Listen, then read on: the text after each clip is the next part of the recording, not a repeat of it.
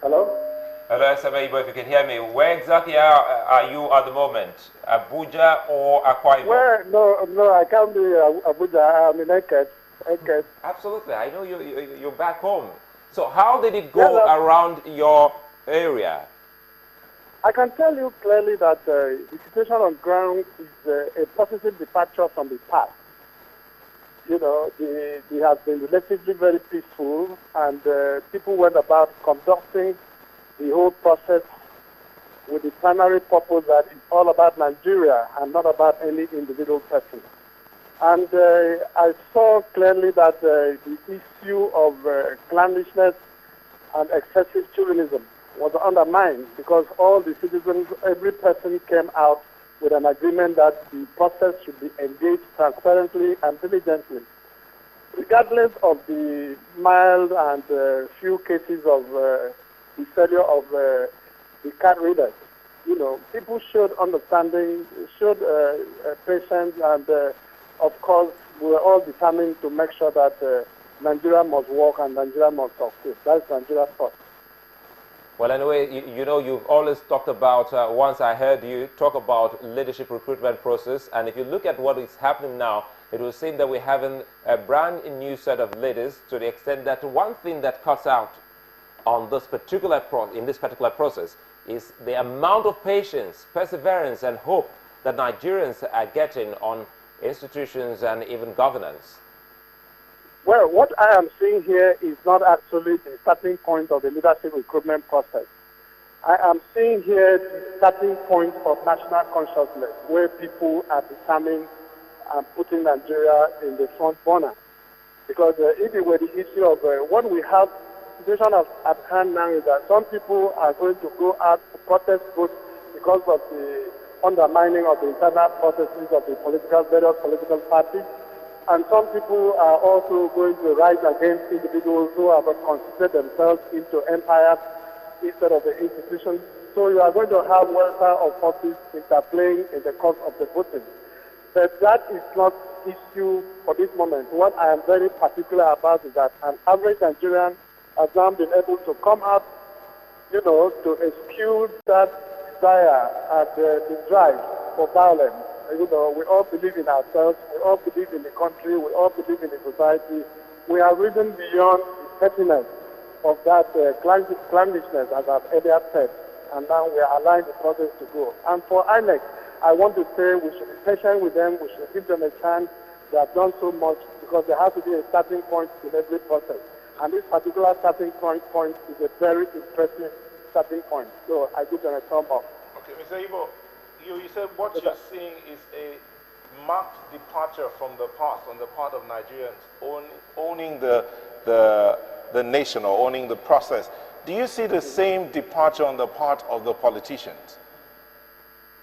Well, I think it would be too early in the day now to talk about a departure on the part of the politicians because I saw yesterday and I am seeing today that people who were always in the process of coming to command people to check ballot boxes and ballot papers and run into the bush, mutilate results, and becoming godfathers of gangsterism, I think that has actually reduced.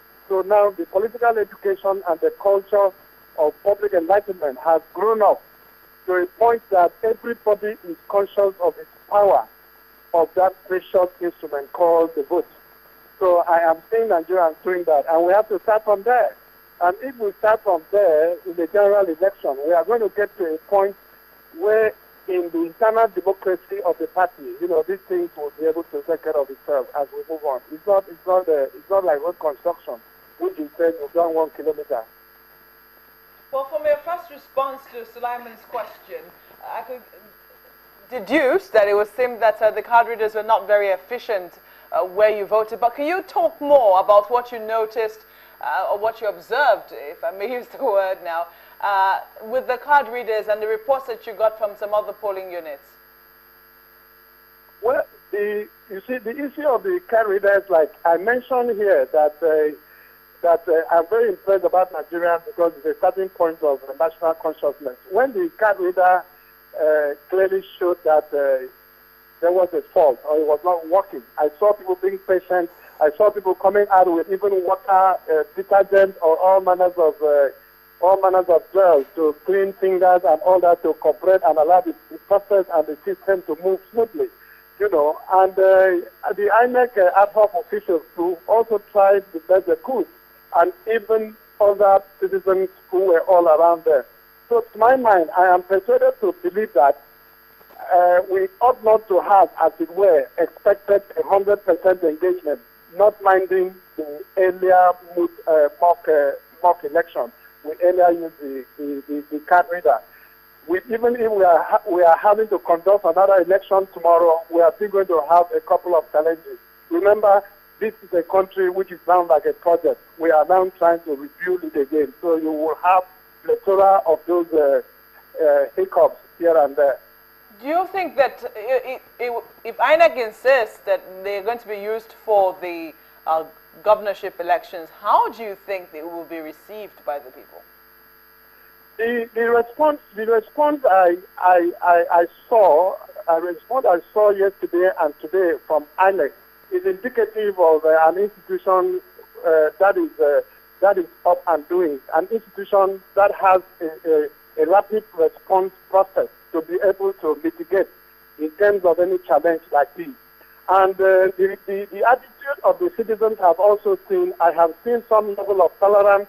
I have seen a new culture of a Nigerian citizen who wants to see Nigeria first before the political party. So for the governorship election, I don't rule out the fact that we're still going to have a couple of these mistakes here and there. But I want to tell you that the level of tolerance I saw yesterday and today, I expect to see more of it, even when the challenges are coming, and the way the INEC officials were also conducting themselves. I also expect that we'll see more of that in the days ahead. And as I've always said, you know, the soldiers, the policemen, and the security agencies, I really feel that the process has actually impacted on every Nigerian, whether on uniform or otherwise, because the level of conduct has actually touched positively on the sensibility of the kind of Nigeria we all expect to see in the days ahead.